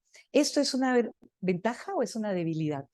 Creo que en el momento en que se dio en el 2016 y en lo sucesivo, empezó siendo una ventaja y tenemos que cuidar para que reanude, para que no se convierta en una debilidad, tampoco sea apropiado sin ese diálogo que comentaba Pochi, Flor de María, ¿no? Porque simplemente dejarlo sin liderazgos, así como surge, se puede apagar, ¿verdad? O como pasó con El violador eres tú, muy potente, pero es como coyuntural. Entonces, las primeras feministas hacían campañas graduales. Primero vamos a lograr esto, después esto, con una metodología antigua que creo que se podría recuperar. Entonces pienso que tanto para las articulaciones entre los feminismos y todo el movimiento LGTB+, que también es muy amplio, y mujeres de distintas posiciones, como Ángela hizo muy bien en plantear que hablaba desde Ayacucho, desde las mujeres de Ayacucho, que no están casi en nuestra historia, así tratemos de que no sea oficial. Entonces creo que hay bastante por adelante, hay cosas muy interesantes, hay muchos logros, y mientras haya voluntad de diálogo, se va a ir para adelante. Gracias. No sé si Alex o Bruno, a quien le doy el paso primero. Tal vez si quieren yo, como seguimos el orden Listo. y Y sí, termina Alex. Sí, o sea, ¿cómo comprendernos desde un enfoque interseccional? Plantean en la pregunta, y a mí solamente se me viene a la mente la respuesta de que la orientación sexual, la identidad de género, las características sexuales son justamente categorías interseccionales, ¿no? Que atraviesan a distintos sujetos y que además respecto de las violencias específicas que sufren las mujeres, también, digamos, hay que ver las violencias que sufren las mujeres en su diversidad, ¿no? Comprendiendo, por supuesto, a las mujeres lesbianas, a las mujeres trans, a las mujeres bisexuales. Entonces, creo que más allá de una contraposición, que en verdad no la veo desde una perspectiva personal, hay por el contrario mucha convergencia. Yo lo vería por ese lado. Alex. Gracias, Bruno.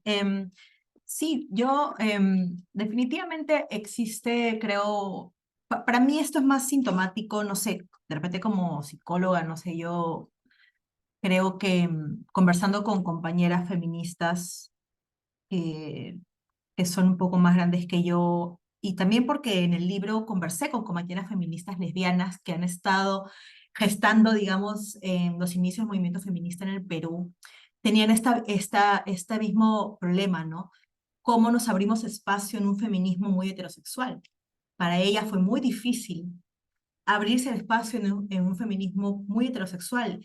Y qué gran aporte han hecho las feministas lesbianas al feminismo en el Perú. O sea, mucho el trabajo de las feministas lesbianas en el Perú que sigue vigente.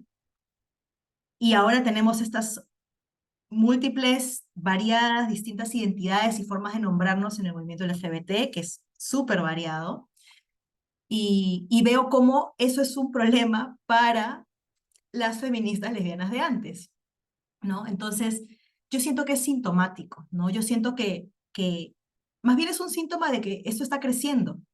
O sea, mientras más seamos, mientras más popular se hace el movimiento feminista, me parece hasta propio que se fragmente, incluso que hay sectores y que esos sectores a veces no se quieren comunicar y que piensan diferente, y existe todo porque es lo que estamos viviendo ahora, porque eso es cierto, no lo que dice Fanny es cierto, existe esto de, no, pero tú sí, pero tú no, entonces, y yo siento que es parte de este crecimiento avasallador que ha tenido, y el Ni Una Menos ha sido un punto de quiebre, así como para el movimiento LGTB, la campaña de unión civil ha sido un punto quiebre donde se hace una ebullición de la identificación como LGTB y de los activismos. El movimiento feminista tiene más bien marcados muchos hitos, y el último ha sido la Ni Una Menos. Y la Ni Una Menos, pues, un montón de gente muy joven, chiquillas, ya soy feminista, pero ¿de dónde viene eso? O sea, no venía de algún lado, ¿no? Y efectivamente, no existían tal vez estos liderazgos ni espacios. ¿Por qué? Porque no había una rama clara, ¿no? Como tal vez antes sí, o sea, yo tampoco es que tengo 35 años, tampoco estoy muy acá ni muy allá, pero yo vislumbro una rama donde yo he venido formando, ¿no? Pero las feministas más jóvenes, que tienen, no sé, 20 años, no.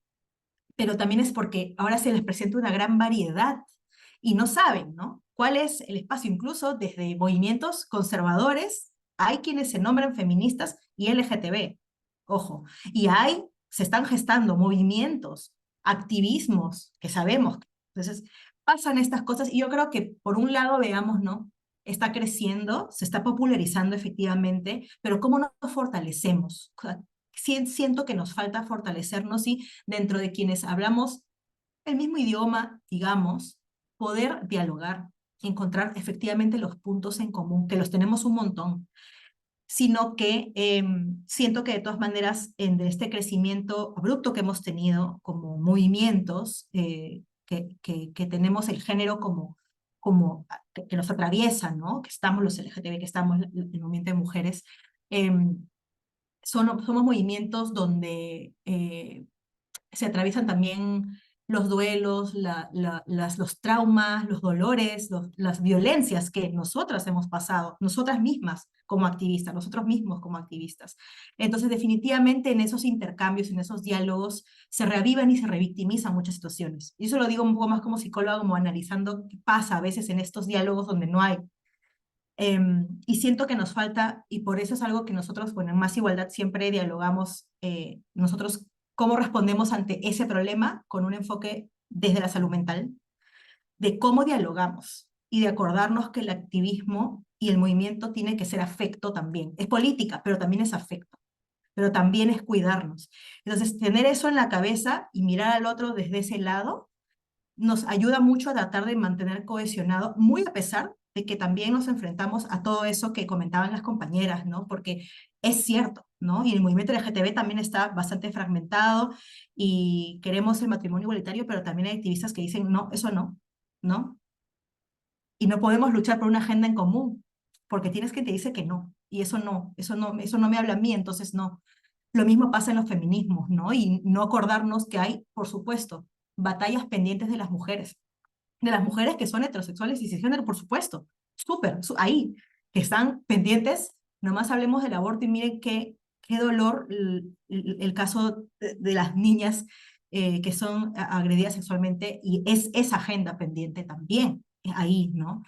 Es una agenda que compartimos también, por supuesto, porque está ahí. Entonces yo sí creo que tenemos que tener estos espacios, ¿no? Esta pequeña conversación que hemos tenido es un espacio, creo, también de sanación, de autocuidado, de diálogo, y eso tenemos que procurar tener, y a veces entre los proyectos y las cosas y todo lo que hacemos, pues nos olvidamos de gestar esto, ¿no? Entonces, por eso igual vuelvo a agradecer el espacio, porque mientras más podemos conocernos, saber quiénes están del otro lado, quiénes están escribiendo estas cosas, pero también quiénes están haciendo tal o cual tema, nos vamos a ir reconociendo los espacios y saber con quiénes contamos, quiénes son nuestros aliados en nuestros espacios. Así que yo les agradezco, compañeras y compañeros, por todo lo que hemos conversado aquí.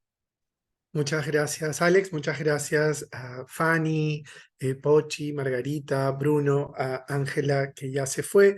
Muchas gracias a todos los asistentes a esta mesa y a todas las anteriores. Finalmente, el propósito es que lean estos 2 libros, pero todos los demás también de la colección, porque finalmente nos dan una mirada panorámica, nos dan herramientas para pensar distintos temas importantes todos, desafíos importantes todos, del Perú contemporáneo, para precisamente conseguir lo que creo queremos todos los que estamos reunidos aquí, ¿no? Y es una sociedad mejor, más igualitaria, con más derechos, en un momento además que es particularmente complejo, ¿no? Entonces, otra vez, a nombre del Proyecto Especial Bicentenario del Ministerio de Cultura, de la Universidad Nacional San Cristóbal de Huamanga y de la Universidad Nacional Mayor de San Marcos, les agradezco a todos y lean los libros. Están en bicentenario.p/biblioteca. Gracias a todos. Hasta pronto.